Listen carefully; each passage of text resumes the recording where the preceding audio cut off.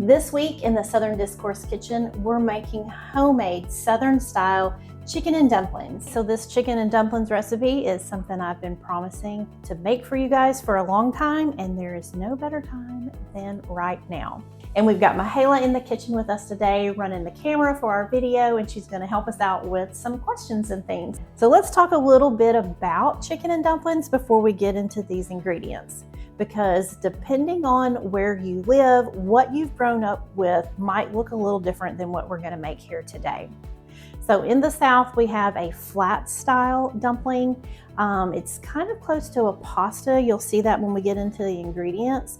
And those dumplings sit down in the broth or the stew of the chicken and dumplings, and they soak up that flavor and get fluffy. And that's going to be different than a biscuit-like dumpling that sits on top of the chicken and dumplings and steams as the whole stew cooks.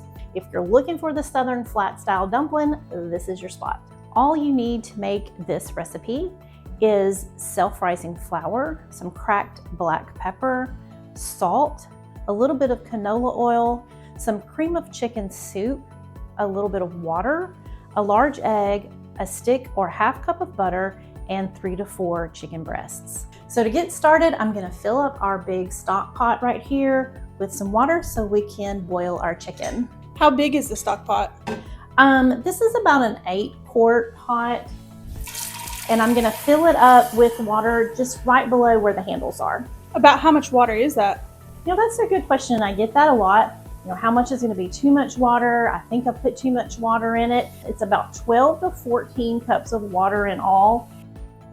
And we're gonna put it on the stovetop over a medium-high heat, and we're gonna generously salt this water. What do you mean by generously salt? I mean, like, don't be afraid of the salt. This is gonna season the base of our chicken stew as well as season the chicken as it's cooking, so it needs to have a lot of flavor. So one of the things that you'll notice is that this is an old-fashioned recipe. There aren't a whole lot of ingredients, so if you're looking for a cost-effective one-pot meal that'll feed your family for a couple of days, this is it. So just because it's an old school or old-fashioned recipe doesn't mean that it has to take forever to make or to cook.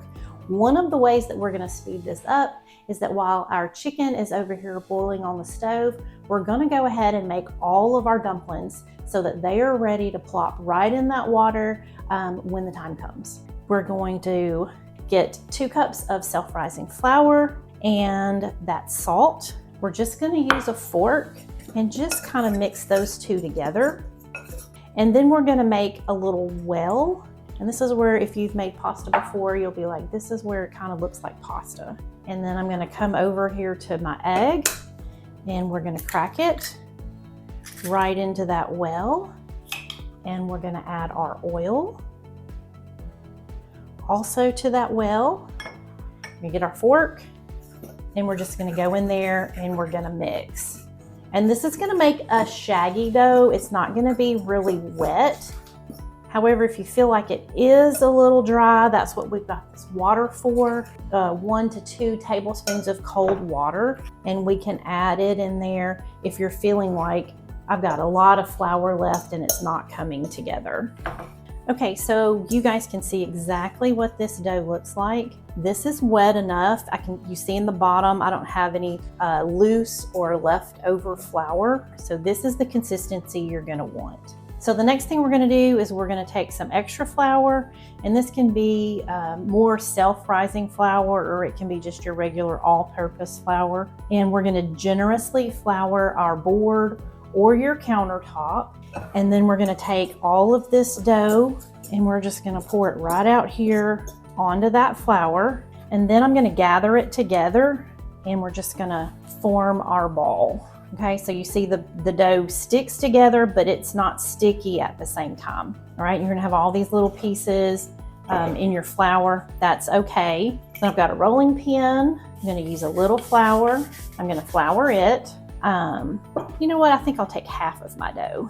And then I'm just gonna use my rolling pin and I'm gonna roll this dumpling dough out as thin as I can get it. I may have to go back in there and reflour, I just have a regular butter knife here. You can use a pizza cutter if you like, but we're gonna use this to cut out our dumplings. Let me show you this end here so you can see how thin they're rolled out, okay? So this is nice and thin. We want it this size because they cook well and they cook quickly and easily, and we're not looking for a big, thick piece of dough that is likely to be gummy. So we're just going to cut this into about 1-inch squares. It doesn't have to be really even. It's okay if you've got some crazy ends like this. So you can see where a pizza cutter might make that process go a little quicker, but a butter knife works just as well. And we've got these nice thin squares, and this is what we're looking for. So when I'm finished, like I said, all of this flour is important because it's gonna be what we actually use as a thickener for our chicken and dumplings. We're just gonna pull everything together like this. We're gonna toss it in that flour. Everything's gonna be good and coated, okay? And I'm gonna move this flour and all over to the side. So we get another bit of dough and we just start the process all over again. So we've cut up all of our dough into the squares. You can see they're not necessarily the same size at all. It doesn't really matter as long as they're the same thickness, they're gonna cook at the same rate. And I'm gonna put in just a little extra flour. We're gonna give it another toss. So this is how many dumplings you should end up with. So here's the water that we used to boil our chicken. You can tell we've removed our chicken. It had boiled for about 20 minutes, so we knew it was ready. We're gonna add this cream of chicken soup. Now you can make your own cream of chicken soup. Usually we do, but we're not for this particular recipe, simply because this is how the recipe was handed down to me. We're also gonna add this stick or half cup of butter and quite a bit of black pepper. And we're just gonna let that soup and that butter melt, and we'll be ready to add our dumplings. I've got my dumplings right here, and we're just gonna take a little at a time, just a handful. We don't wanna overcrowd the pot. And we're gonna sprinkle them and all that flour in. Okay, so we're gonna add another handful with flour. And the reason we're adding them just a little at a time is we don't wanna overcrowd the pot. And that's also why you want to use a pot bigger than you think you might need. It's because these dumplings need a lot of room. Otherwise, they're just gonna stick together and they're not gonna have the room to cook all the way around. So we're just gonna let these little guys cook while we shred our chicken. So I took that chicken that we boiled earlier and I shredded it, and I've just folded it into our pot of chicken and dumplings. Now I waited until the dumplings were completely cooked before I did that, because when you put the chicken in, they can sit on top of the dumplings and mash them down to the bottom of the pot where they'll stick and scorch. So you can see our dumplings here. They've gotten nice and fluffy.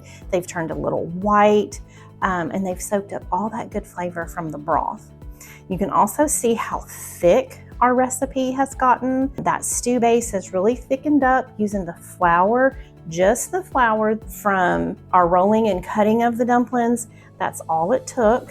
And our water has reduced. We started out with water up here by the handles, and we're about 1 inch to 1.5 inches below that now. So now that we've got the chicken folded in, what we'll do is we'll turn off the heat underneath our pot, and we'll just let this recipe sit for about 10 minutes, and we'll be ready to enjoy some serious comfort food. All right, so we're finished. We've got our homemade chicken and dumplings. You can expect to spend about an hour in the kitchen with this dish. Now, of course, it's really cozy in the winter, but you can also eat it in the summer with fresh tomatoes and fresh black-eyed or purple hull peas. You can have it with cornbread, regular rolls. I've got it with some French bread here. I'm telling you, this is an old-fashioned dish that just doesn't quit. Put a little extra pepper on top, and your family is going to love coming to dinner when you're serving chicken and dumplings. Now, it's also a perfect meal to take if you've got a friend who's sick, or maybe they're just need a little pick-me-up, or they've had a baby. The easiest way to transport it, I found, is in a large mason jar. Just put a little bow on it and a gift tag, and you've got a special treat that they're really gonna appreciate. So if you've liked this recipe, then don't forget to subscribe, not just to the YouTube channel, but to southerndiscourse.com, where I'm cooking up the Southern food that you know and love. From the kitchen to the table, I've got you covered.